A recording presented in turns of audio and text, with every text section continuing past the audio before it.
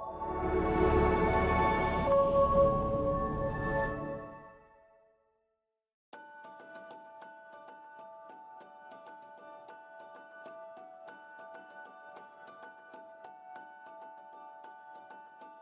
year, millions of Canadians struggle with substance abuse.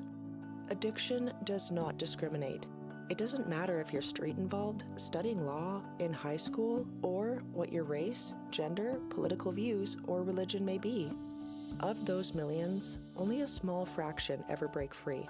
We call them the 2%. These are the people far enough into recovery to reach back and help someone else. I'm Stephanie, and alongside me, my friend and co-host Margie, who has proudly fought for her own recovery. We'll introduce you to people who have fought hard to reclaim their lives. From their hard-learned lessons, we hope you'll find wisdom you can apply to your own journey. We'll also share the 12-Step Recovery Program, a cornerstone of healing for countless recovering addicts since 1935. We want to encourage you to keep an open mind. Notice how these stories might impact you. And join us as we challenge the stigma surrounding addiction. Welcome to the 2% Podcast. We're really glad you're here.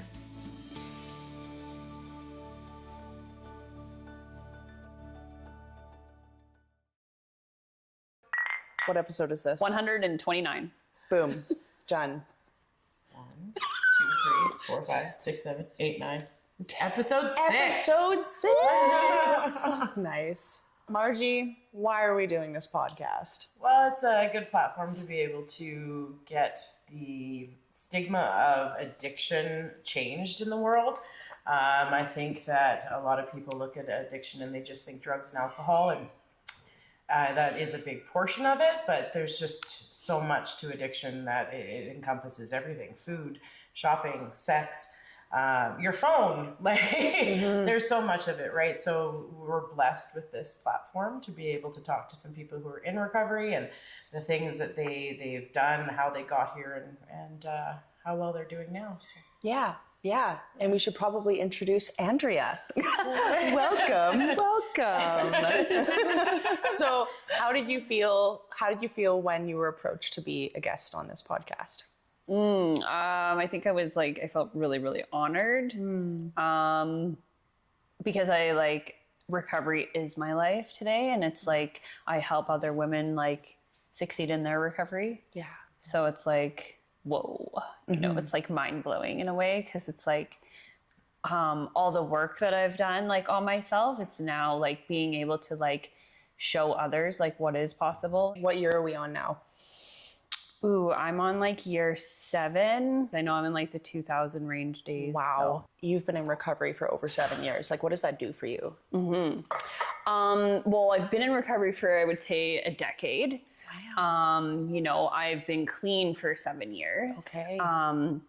But for me, looking back in 2015, that was the end. Yeah. It was my whole world was my addiction. And so I would just do whatever it took to maintain that. What she's gone through and how many times she's been in recovery and whatnot. Like she said, she's been here a decade, but she's only got 7 years, 9 months, and so many days because she has relapsed and come back, and that's a story in itself. But those types of stories can really help us want that step 10 is that's our life-saving thing. After you're done a set of steps, it's okay, but I still have this that I can do, right? So what do you do on a daily basis? Because I know most step 10s have quite a lot of questions for that daily inventory, but a lot of people just kind of narrow it down to a few. Are there ones that you do, or do you do the whole thing? Yeah, so I just I refer to a pamphlet that the 12-step program that I'm a part of that they provide.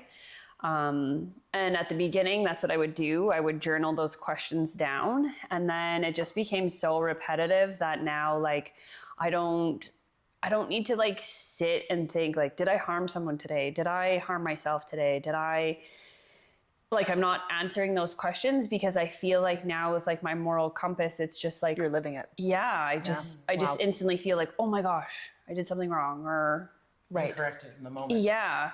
That's amazing. So I'm not dwelling on on the whatever may have happened. Right. Yeah. And so just quickly, can you give a quick summary of step 10 for individuals who may not know what step 10 is, and the 12 step, an overview of the 12 step and within it the 10 step? So the 12 steps, aren't meant to be worked alone. They're meant to be worked with a sponsor. And the 12 steps for me was, it's the bread and butter of my program. It's helping me release, getting rid of my resentments in step 4, writing them down. Then step 5, going over them with my sponsor. And I'm cleaning my side of the street because I don't want to hold on to resentments, or I don't want to have any little crack in my foundation that's going to expose itself for me to be oh, I'm going to go use over this because I'm holding on to so much baggage that of X, Y, and Z, whatever may have happened to me that I need to heal from. And then eventually I go through the steps and I get through 6 and 7, looking at my character defects. I like to wear masks. I like to run in my ego. I don't have a higher power. I'm not praying to anything. And then when I get to 8 and 9, I'm making that list of the people that I harmed. And then I'm going to make that list and I'm going to talk to my sponsor and see if it's going to be an indirect or direct amends. And my higher power is going to put people in my life that I need to make those amends to. And that if it's an indirect, then, I'll write a letter, talk to my sponsor or my higher power and, make that amends. So then it's helping me forgive myself. Because the forgiveness is what I need to heal. Get rid of the shame and the guilt and everything else, right? Mm-hmm. Yeah, and then when I get to step 11, it's prayer and meditation. I'm getting that conscious contact with my higher power. I ask my higher power, should I do this podcast? Should I be doing these things in my life? I run things by my higher power, way before my sponsor. And then that's healthy. And then I go to then I share with my sponsor. And then step 12 is, carrying the message to someone who's still suffering, right? That who may have not received the miracle yet of that gift of desperation. Because my last relapse, I definitely had that gift of desperation, and that's really what's helped me get completely honest in step 1 to be okay, I need to look at my side of the street and what I'm doing and why I'm causing all these things in my life to make me maintain my addiction, because it's a trap. My addiction was. Yeah. There are many people out there that don't understand addiction. What has been the best way to describe addiction to somebody who doesn't understand it?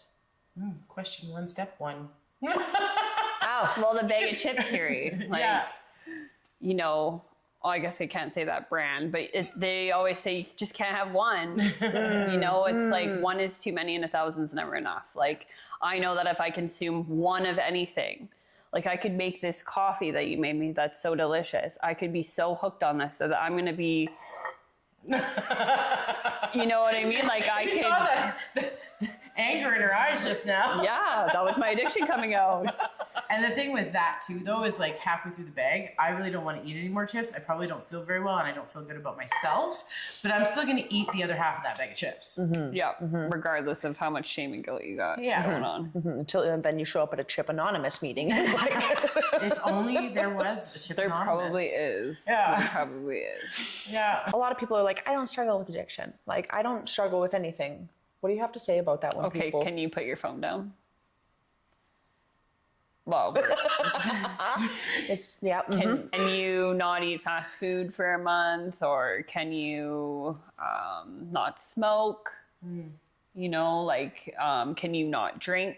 Or then it goes to the other opposite. Maybe they're acting out in other ways, like sex. Anger. Yeah. Anger issues, explosive anger. That's another one. Yeah. Yeah. Everybody is affected by something. Yeah. And the beautiful thing about recovery is that you're addressing so much more than just drugs and alcohol. You're addressing all of these things, right? So that you don't keep eating the whole bag of chips, or you don't become a shopaholic, or you recognize when you're starting to get addicted to your phone, or you recognize that you are addicted to your phone. Because I don't think people become it. I think everyone's just like addicted. My whole life's on there. I just have to be on there. Well, look at kids nowadays. Yeah. You pull a tablet or a phone away from a child, look how they react. Yeah. That's how I would react if someone said, no, you're no longer doing drugs anymore. I would be having a tantrum on the floor until I got my way. Yeah. It's that vicious cycle of that obsession and compulsion, because I feel like the substances that I was using was, it caused me to be physically addicted. So I had lots of withdrawal symptoms, you know, and then I had used substances where it was a very mental addiction. So some people like to say that addiction is a moral deficiency or parenting problem. What do you say to those people?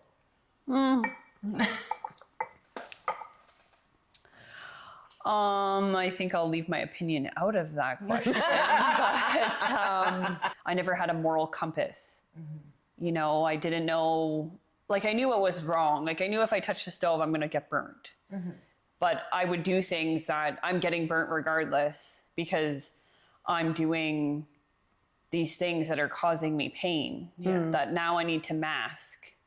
You know, not feeling good enough, or not feeling like I'm worthy of having a good life, or, you know, that negative self-talk. Like I was very, very negative. And I think that, the parenting thing, like, I think you can come from a very good, well, I don't know if that cat's being parented very well. But. Wow, shots fired, Andrea. But because your parents didn't ground you on a Saturday because you stayed out too late. But look at not why you chose to do drugs, or. Well, look at the kids that have a wonderful, good Yeah. life. Addiction can still flare up. Yeah. It wasn't fun anymore when all my friends went away. They weren't partying, I was still partying. You know, like. Yeah, alone in your bedroom, crying. Yeah. At Christmas. Yeah. Just saying something like, you give up everything, or you give up everything for addiction, and addiction, I'm totally bombing that one, cut it out. No, we're going to keep that in. Keep you But humble. it's like addiction. You have one, or I know exactly what you're trying to say. Yeah. It's addiction, you're taking, or you're losing everything for one thing. Yes. And recovery is you're Giving up one thing to gain everything. Yes. Right? That is what I'm trying to say. Thank you. Yeah, no worries. Yeah. So, and it's funny because addiction, though, it's like the solution, like you're saying. At first, it's like, I feel this, and this makes it better. So I'm going to keep doing this until it doesn't just take away the feeling, it takes away everything. Yeah. And then all you're left with is the addiction and magnified pain. Right? Because it just numbs that. Like when I would get clean, it was like an ice cube melting, because it was all, I was like unthawing. My emotions were just like a freaking roller coaster. I would be crying, or I'd be angry, or I'd be whatever emotion that wanted to flare up at that time. It was just, that's why I tell people, just hold on. Like if you are considering getting clean, you know, like for me, it was a roller coaster ride. And that's why I feel like at the beginning, I didn't get clean the first time I came in. Yeah. I didn't get clean the first time I went to a detox center, you know, like, because I didn't know. I thought I knew what was best for myself. Yeah, and all those emotions are so overwhelming when you haven't felt them for so long, right? I just thought of a fun little analogy. Have you both seen, like on the internet, really dirty, disgusting places that they're like a hoarder lived there, and there's like years and years of grime built up, right? And then they go through and they polish everything up, and you're like, oh my gosh, chef's kiss. So I just got this image of like, you know, what is on the inside is like a house, right? We have to maintain it, we have to clean it, we have to organize it, whatever. But if you don't do that, then it starts to look like that, right, on the inside. But you have the eyes, like you can't see all of the dirt. So you go through once and you're like, good enough, but there's still crap everywhere. And then you go through again and clean it up a little more. And every time you go through, you're cleaning up more and more until finally it's like, okay, I can eat off the counter now, you know? So, yeah. That's a good analogy for step work too, because we don't just do one set, right? Well, it's the onion peeling. Yeah. It's just another layer of the onion. And then when I say like, oh, you get to the end of the onion, or the onion flowers, because you know how like onions have really beautiful flowers, you turn into a beautiful flower because you peeled away all those layers. Like you cleaned all the grime out of the granite or whatever cracks out of the tile in that house that you're explaining. Like, and by the way, I love those videos. They're so satisfying. They're so satisfying. Addiction in another I'm corner. hooked on the ones that are the yard cleaning right now. And they like cut up the guy that does that, the lawn mowing and stuff. You're just like, there was a sidewalk under there. Me too. Recovery is beautiful.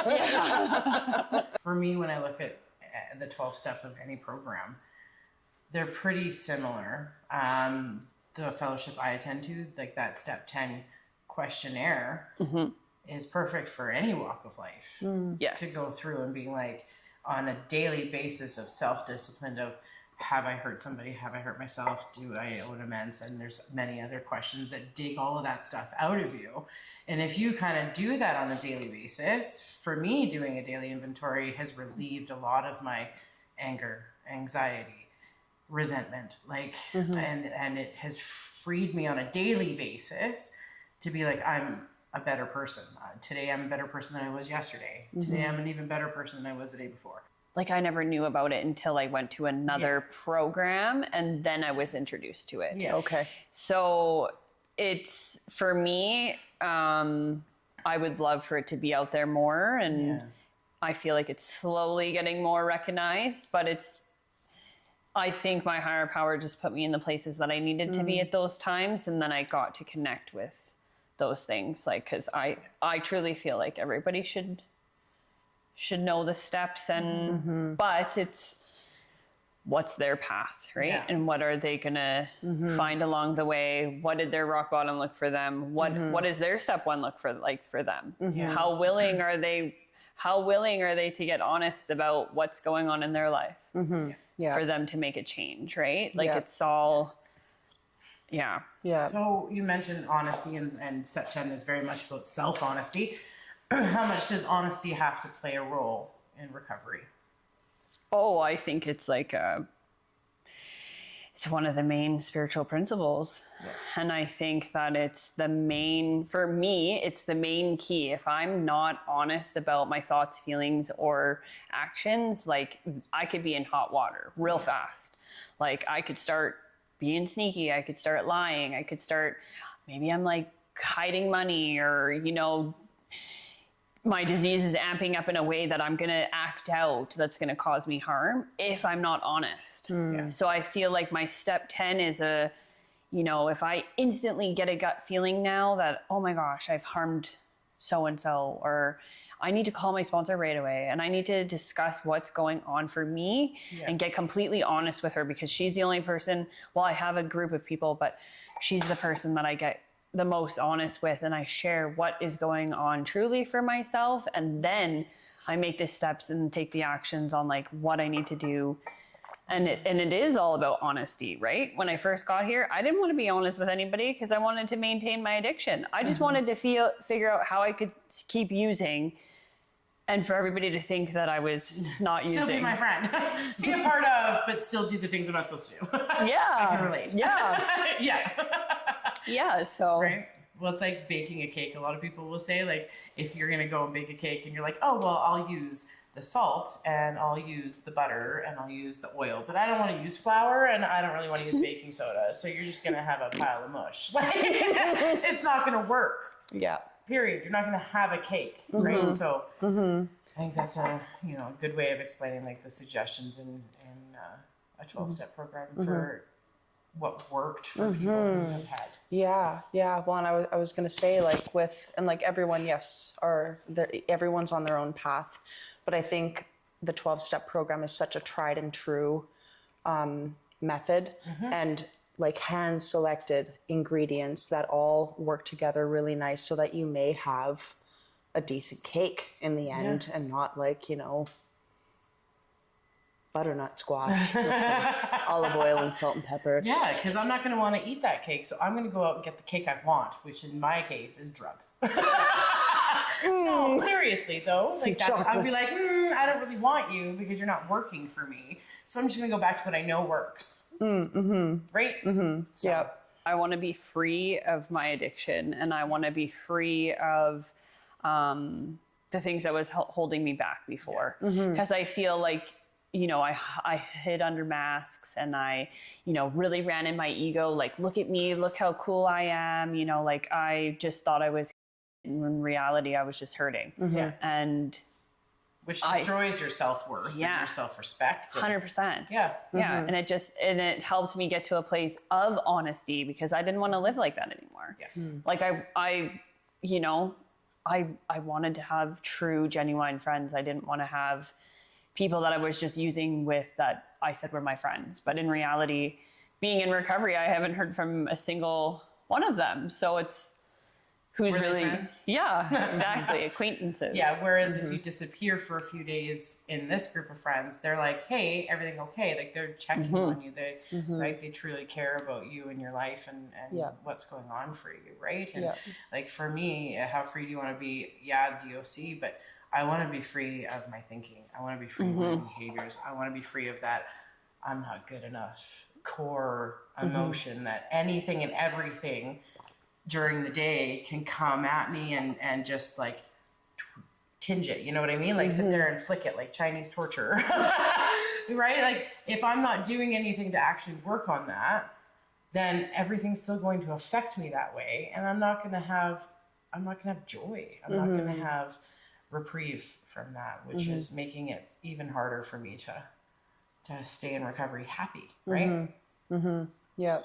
So for people that, let's say that they don't struggle with drugs or alcohol, are they allowed to join a 12-step group, or is being struggling with drugs or alcohol kind of a prerequisite? No, it's what you want to do about your problem and how we can help. Like I've seen people with video games or sex addiction. Like it's self-harm. Yeah, it's really anything that's causing your life to be unmanageable. I would say that you're welcome. Like it's not, there's no guidelines or like rules of like, you know, who's welcome and who's not. Like it's, if you have a problem and you need help, like there's people there that know how to help you and want to. Your disease is not the drug.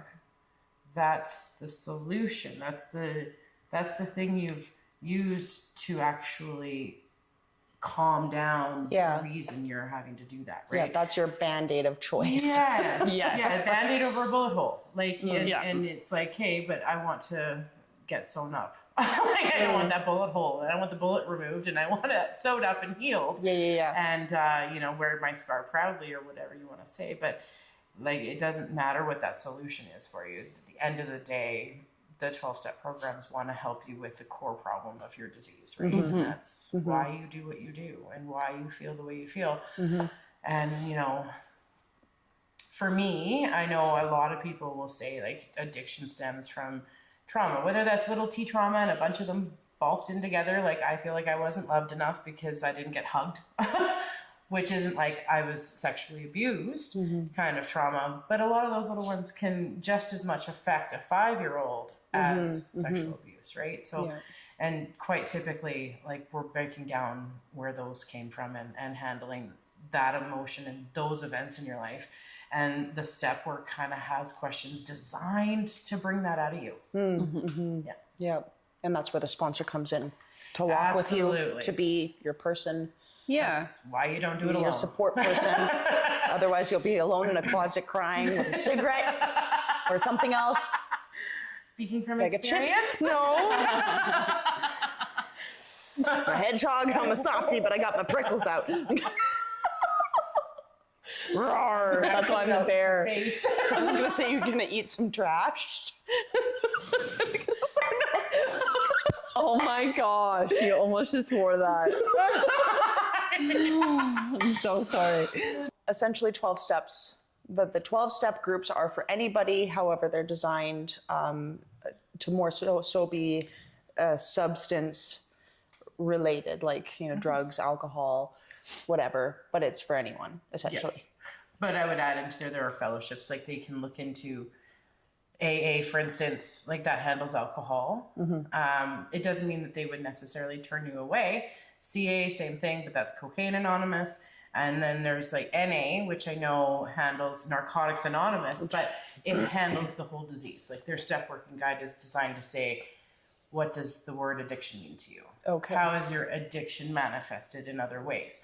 So that could be food, it could be sex, it could be video games, it could be working out, it can be smoking, it can be relationships, it could be whatever that is to you. Okay. So find the program that works best for you and shop around until you find one that you're happy with, right? Right. Yeah. Thoughts? Oh, I totally agree with that. Yeah. Okay. Yeah. Yeah. And I feel like the anonymous groups are becoming more prevalent in our society. Like I feel like the stigma of addiction and that there's help available is starting to...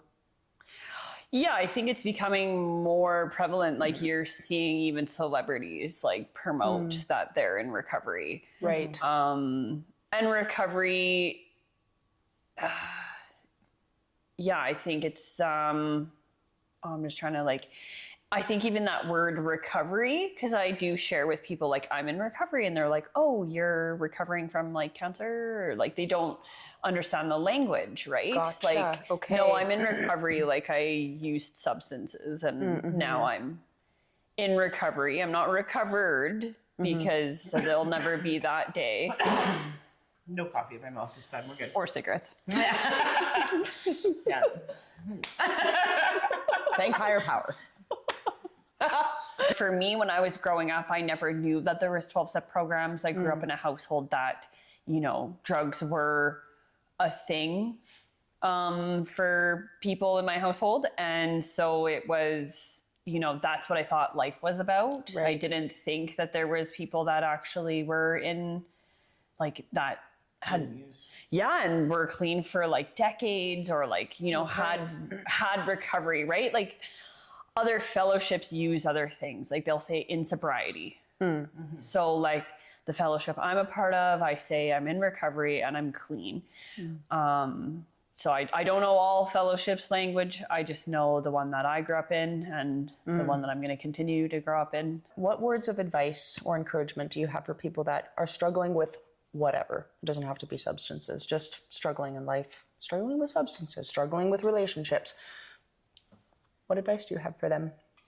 I think whatever the situation may be, I think just like being kind with yourself. And for myself, like I didn't get things the first time. So I had to just keep trying.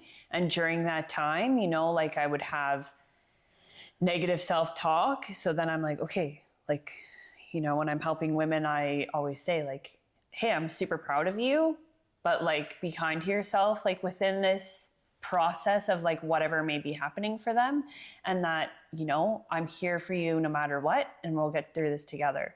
So I just share that with people, like whatever they may be going through, because I feel like for me, when I was first trying to do something, I felt like, you know, yeah, there was people there for me, but I didn't truly feel it, you know, so I feel like I have to really express that to people. Right. So then they know that they're not alone. Right. Because there's so many people that are struggling out there, you know, like... Yeah, and that's also a piece of advice, right?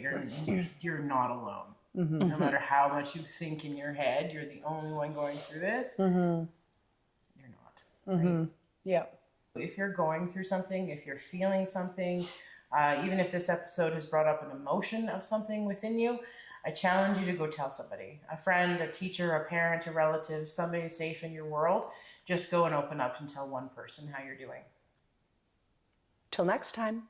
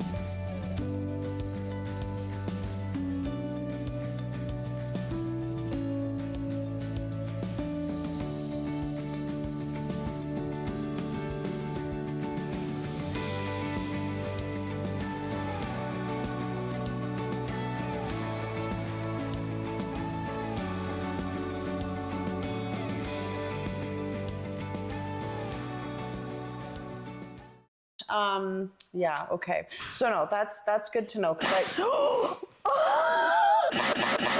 right. Margie, it's all over my face.